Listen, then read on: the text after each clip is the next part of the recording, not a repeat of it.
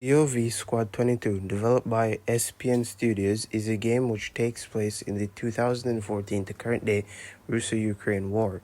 While it certainly is Russian propaganda, I'm not here to focus on the politics, even though I do briefly mention some politics later on in the video.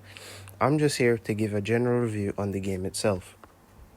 I can confidently say that after putting a whopping 1 hour into this game, I'm unsure if I would buy it, even if it didn't directly support the Russian war machine.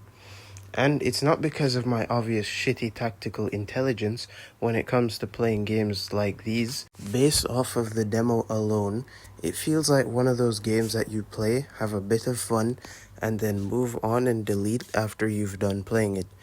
Also, the fact that door kickers exists. However, what I've noticed is that unlike door kickers, which I've only played a pirated version of the first game, it seems that the full game of Squad 222, you are given the ability to do missions that are not confined to a singular building alone. For example, if this screenshot here is correct, you can do a mission in an open field. If it is not obvious already, you are playing this game from the perspective of the Russian side, and apparently these missions are all based on the stories of real Russian officers and soldiers which have fought in the conflict.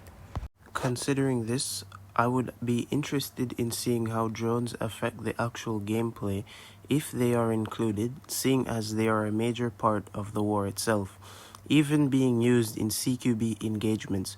However, unfortunately for the sake of my review, I am unable to purchase the game even if it didn't support the Russians. But I believe that the mission will most likely be you and your team clearing a trench or bunker of enemies rather than going on an actual assault or defense. Before we end the video, I would like to say my personal feelings on the game is that yes, it is a good-ish game. I don't really enjoy some of the things the AI does, which makes them almost feel badly coded, like two enemies running to the entrance of a building and just standing there so I can shoot them as soon as my guys start engaging with one of them, or my guys not doing what I want them to, although that might just be user error. The game does have some very nice features that I do like, but to put it simply, the game feels like eating a cookie someone made by reading the instructions for a cookie that was already good and only to add their own spices and odd flavorings, which ends up making their version of the cookie something that you would only eat if there was nothing else there. And the full game costs $14 and some change, and you only get to play a single demo mission, which is why this review is so short, like I said already. And if you're wondering why I don't just buy the actual game and test it out for the video, that is because I make $2.50 an hour and I work 5 to 8 hours. I do not have that much money. Disclaimer, no, I'm not doing slave labor or indentured servitude. They were paid less.